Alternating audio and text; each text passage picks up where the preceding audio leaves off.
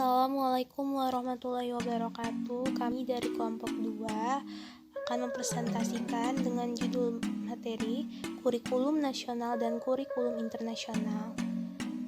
Selamat menyaksikan. Assalamualaikum warahmatullahi wabarakatuh. Nama saya Danjar Sasmita, NPM 18110603, akan menjelaskan tentang kurikulum. Pengertian kurikulum dari kurikulum dan bahasa Yunani berasal dari kata kurir yang artinya pelari dan kurer yang artinya tempat berpacu. Jadi kurikulum ini diartikan jarak yang harus ditempuh oleh pelari untuk mencapai tujuan. Menurut Undang-Undang Nomor 2 Tahun 2003, kurikulum merupakan seperangkat rencana dan sebuah pengaturan berkaitan dengan tujuan, isi, bahan ajar dan cara yang digunakan sebagai pedoman dalam penyelenggaraan kegiatan pembelajaran untuk mencapai sebuah tujuan pendidikan nasional. Menurut Profesor Dr. Nasution MA, kurikulum sebagai suatu rencana yang disusun untuk melancarkan proses kegiatan belajar mengajar di bawah naungan, bimbingan dan tanggung jawab sekolah atau lembaga pendidikan. Menurut George Beusman 1976, kurikulum diartikan sebagai dokumen tertulis yang berisikan seluruh mata pelajaran yang akan diajarkan kepada peserta didik melalui pilihan berbagai disiplin ilmu dan rumusan masalah dalam kehidupan sehari-hari. Dalam perjalanan sejarah, sejak tahun 1945, kurikulum pendidikan nasional telah mengalami beberapa perubahan, yaitu kurikulum 1947 atau Rencana Pelajaran 1947. Kurikulum 1947 ini adalah kurikulum yang pertama yang lahir pada masa kemerdekaan, memakai istilah dalam bahasa Belanda leerplan, artinya rencana pelajaran. Istilah ini lebih populer dibanding istilah kurikulum. Dalam kurikulum ini, perubahan arah pendidikan lebih bersifat politis dari orientasi pendidikan Belanda ke nasional, sedangkan asas pendidikan ditetapkan Pancasila. Bentuknya memuat dua hal pokok: satu, daftar mata pelajaran dan jam pengajarannya; dua, garis-garis besar pengajaran. Rencana Pelajaran 1947 tidak menekankan pola pendidikan pikiran, yang diutamakan adalah pendidikan watak, kesadaran bernegara dan bermasyarakat. Materi pelajaran dihubungkan dengan kejadian sehari-hari, perhatian terhadap kesenian dan pendidikan jasmani.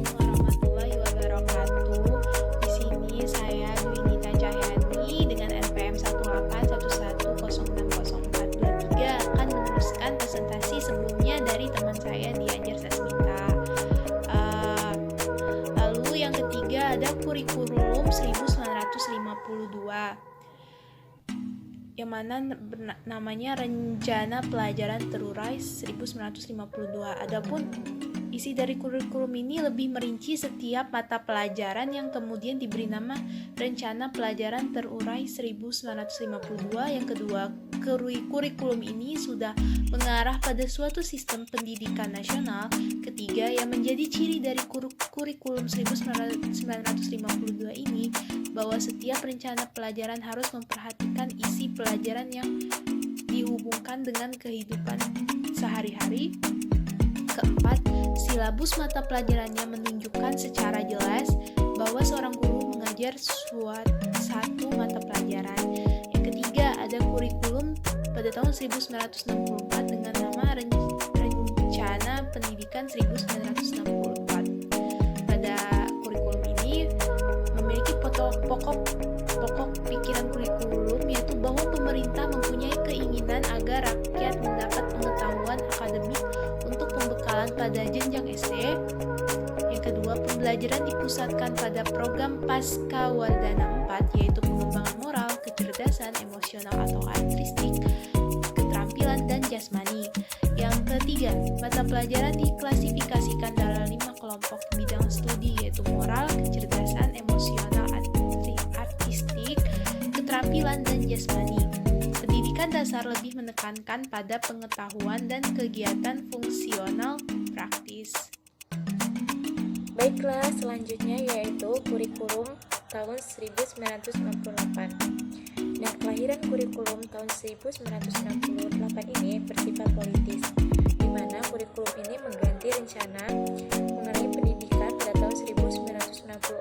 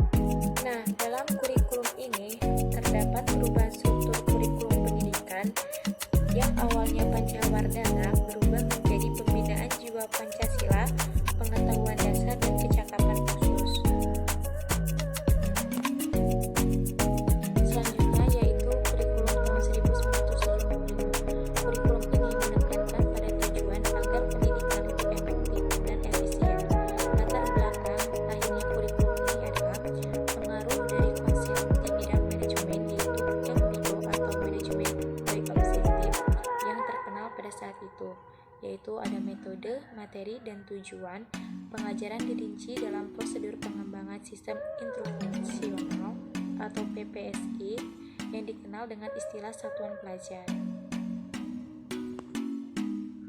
Kurikulum tahun 1975 ini banyak dikritik oleh tokoh atau masyarakat. Di sini juga guru dibuat sibuk menulis rincian apa yang akan dicapai dari setiap kegiatan pembelajaran. Baiklah, selanjutnya yaitu kurikulum tahun 1984 atau kurikulum 1975 yang disempurnakan. Nah, pada kurikulum ini mengusung tentang proses skill approach. Meskipun mengutamakan pendekatan proses, namun faktor tujuan tetaplah penting. Kurikulum ini juga sering disebut sebagai kurikulum 1975 yang disempurnakan, di mana posisi siswa ditempatkan sebagai subjek belajar.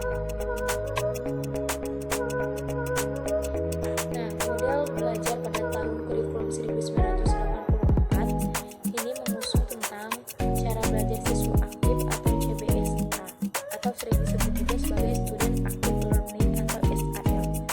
Sayangnya, masih banyak sekolah yang belum bisa menerapkan model belajar seperti ini karena dirasa kurang baik. Selain itu, model belajar CBSA ini banyak penolakan dari beberapa pihak.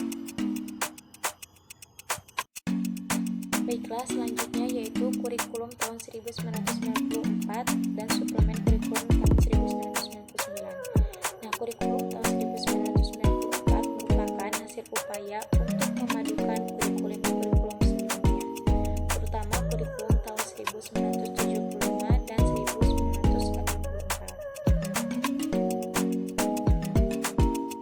Baiklah, selanjutnya yaitu kurikulum tahun 1994 dan suplemen kurikulum tahun 1999. Nah, kurikulum tahun 1994 merupakan hasil upaya untuk memadukan kurikulum sebelumnya, terutama kurikulum tahun 1975 dan 1984.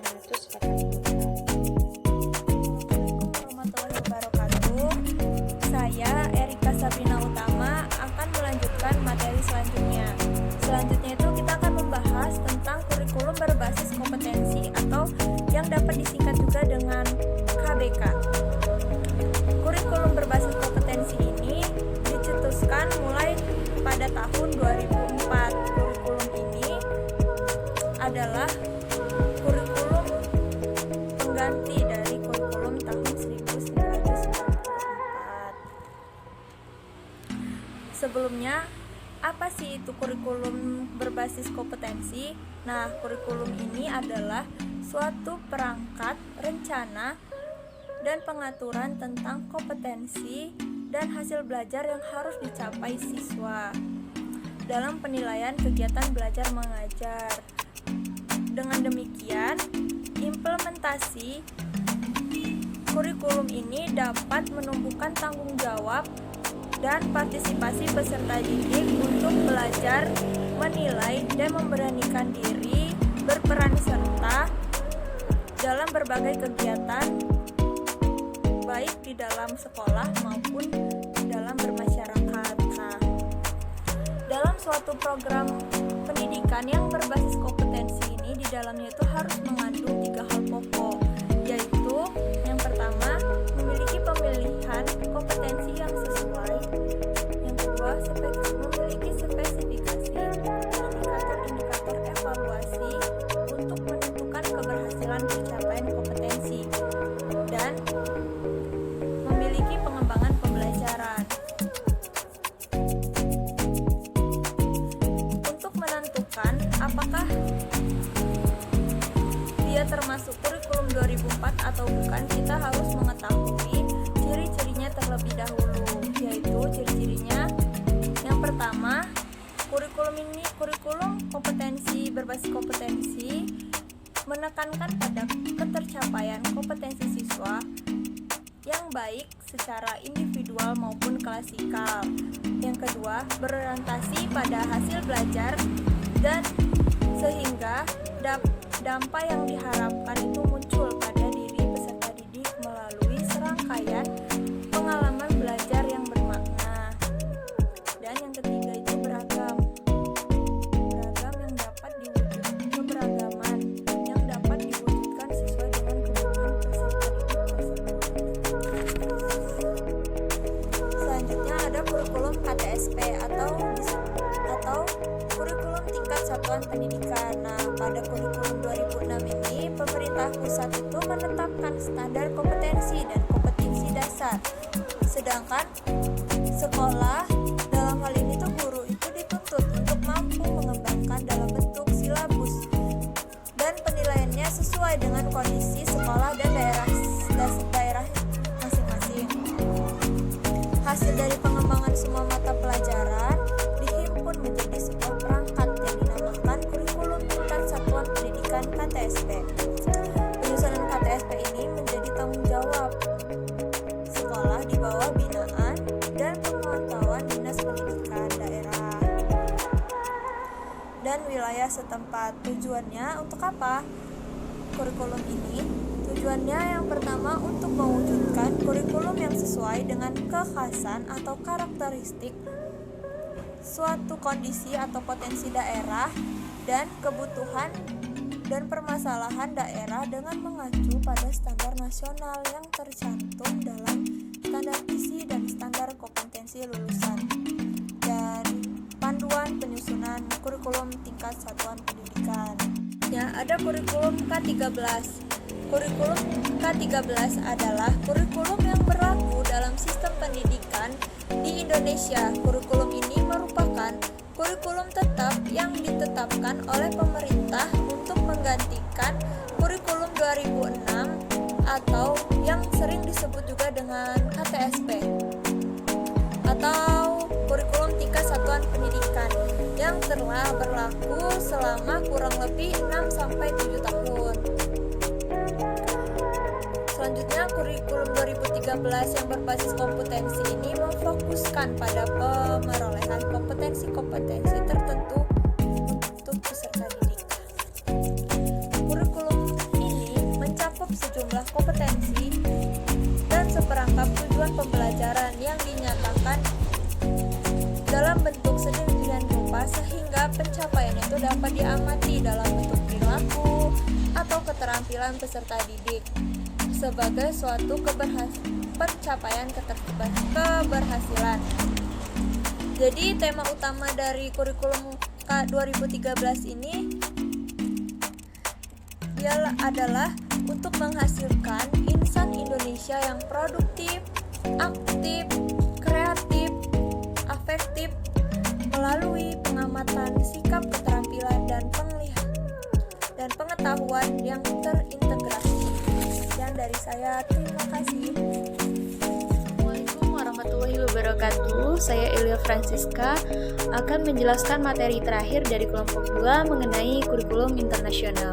Jadi kurikulum internasional itu sebenarnya ada banyak, tapi kami mengambil 3 kurikulum yang sangat banyak digunakan di dunia.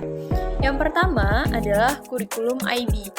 Jadi kurikulum IB ini adalah sebuah yayasan nirlaba di Swiss yang memiliki program, salah satunya adalah kurikulum yang diajarkan di dunia. Nah, kurikulum ini memiliki 4 tahap, di mana diajarkan mulai dari usia 3 tahun sampai 18 tahun. Tahap yang pertama adalah Primary Years Program. Nah, ditempuh dari usia 3 sampai 12 tahun, memiliki 6 subjek atau 6 pelajaran. Yang pertama yaitu Social Studies, Matematik, kemudian Language, Science dan Personal, Art, Social and Physical Education. Jadi di kurikulum ini diajarkan tentang pelajaran sosial, kebahasaan, matematika, sains, kemudian seni. Nah, fokusnya adalah ke teori. Yang kedua adalah Middle Years Program atau MYP. Nah, ditempuh dari usia 11 sampai 16 tahun. Jadi, di MYP ini fokusnya adalah penerapan teori-teori yang sudah dipelajari ke dunia nyata. Nah, pada MYP ini ada 8 studi atau pelajaran, masih sama, ada language, ada literatur, kemudian ada desain, matematik, kemudian ada seni, ada health education. Nah, ini yang penting dari kurikulum IB ini. Jadi di setingkat SMP kalau di Indonesia mereka sudah ada yang namanya health education atau pembelajaran tentang kesehatan. Yang ketiga adalah diploma program atau setingkat dengan SMA kalau di Indonesia, mana ditempuh dari usia 16 sampai 19 tahun. Jadi di DP program ini siswa itu diajarkan atau dipersiapkan untuk memasuki perguruan tinggi, di mana ada 6 mata pelajaran yang harus ditempuh. Namun siswa tidak diwajibkan mengambil 6-6-nya, melainkan hanya 3 yang wajib. Nah, ini terserah siswanya yang pilih sesuai minat dan bakatnya dan yang mengarahkan dia pada perguruan tinggi. Kemudian yang terakhir ada career relate program. Jadi masih sama di usia 16-19 tahun. Ini fokusnya terhadap karir masing-masing siswa. Jadi dia memilih program studi untuk ke universitas, kemudian sekaligus mengarahkan dia pada karirnya. Yang kedua adalah kurikulum Cambridge. Jadi salah satu negara di Asia Tenggara yang sukses menggunakan kurikulum Cambridge itu adalah Singapura. Nah, tujuannya kurikulum Cambridge sama seperti kurikulum IB, yakni menciptakan keaktifan siswa gitu. Jadi Cambridge ini ditempuh dari usia 5 tahun sampai 19 tahun, di mana dibagi menjadi 4 tahap. Yang pertama adalah Cambridge Primary atau di usia 5 sampai 11 tahun. Jadi di usia itu pelajaran yang dipelajari adalah pengantar bahasa, kemudian belajar sains, kemudian ada matematik, ada Cambridge Global, dan ICT. Yang kedua yaitu Cambridge Lower Secondary di usia 11-14 tahun. Atau kalau di Indonesia setara dengan SMP lah ya. Jadi di usia ini anak-anak itu akan diasah keterampilannya, diekspos melalui pembelajaran bahasa Inggris, matematik, juga sains. Yang ketiga yaitu Cambridge Upper Secondary di usia 14-16 tahun. Jadi